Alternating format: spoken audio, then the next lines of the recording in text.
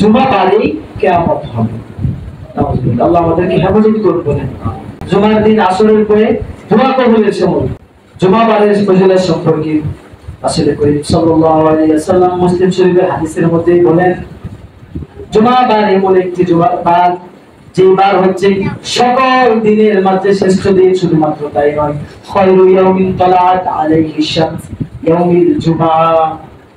যতদিন পর্যন্ত দুনিয়ার মধ্যে সূর্য উঠবে, কিয়ামতের একদিন পর্যন্ত সূর্য তো দুনিয়াতে উঠবে, যতদিন পর্যন্ত দুনিয়ার মধ্যে পূর্ব দিক থেকে সূর্য উঠবে, এই দিনগুলোর মধ্যে সবচেয়ে শ্রেষ্ঠ দিন হচ্ছে জুমার দিন। সুবহানাল্লাহ। আর এই জুমার দিনে আদম আলাইহিস সালামকে সৃষ্টি করা হয়েছে, ওয়াকুলিকা আদম ওয়া উদখিলাল জান্নাহ ওয়া উখরিজা মিনহা। আদম আলাইহিস সালামকে এই জুমার দিনে জান্নাতে প্রবেশ করানো হয়েছিল। আবার আদম আলাইহিস সালামকে পরীক্ষা করার জন্য আবার দুনিয়াতে এই জুমার দিনে পাঠিয়েছিলেন।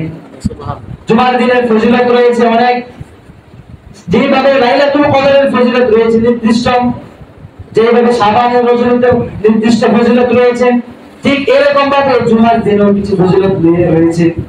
আর জুমার দিনে একটি ভয়ঙ্কর দিন রয়েছে, ভয়ঙ্কর সুসংবাদ রয়েছে, দুঃসংবাদ রয়েছে। আমি আপনাদেরকে সেটা বলতে চাই। রাসূল করিম সাল্লাল্লাহু আলাইহি ওয়াসাল্লাম বলেন, লা তাকুমুস সাআত ইল্লা ফি ইয়াউমিল জুমআ। নবী সাল্লাল্লাহু আলাইহি ওয়াসাল্লাম বলেন যে আল্লাহ রাব্বুল আলামিন আমাদেরকে হেফাজত করুন। মুফাসসিরগণ বলেন যে কোনো একদিন জুমা বারে মাগরিবের সময়, অর্থাৎ আসরের পর থেকে মাগরিবের সময়ের দিকে আল্লাহ সুবহানাহু ওয়া তাআলা কিয়ামত সংঘটিত করবেন। মুসলিম শরীফের হাদিসে রাসূল সাল্লাল্লাহু আলাইহি ওয়াসাল্লাম এটা বলেছেন যে জুমার দিন কিয়ামত হবে। এই জন্য আমরা বেশি বেশি আমল করার চেষ্টা করব। জুমার দিন আসরের পরে দোয়া কবুলের সময়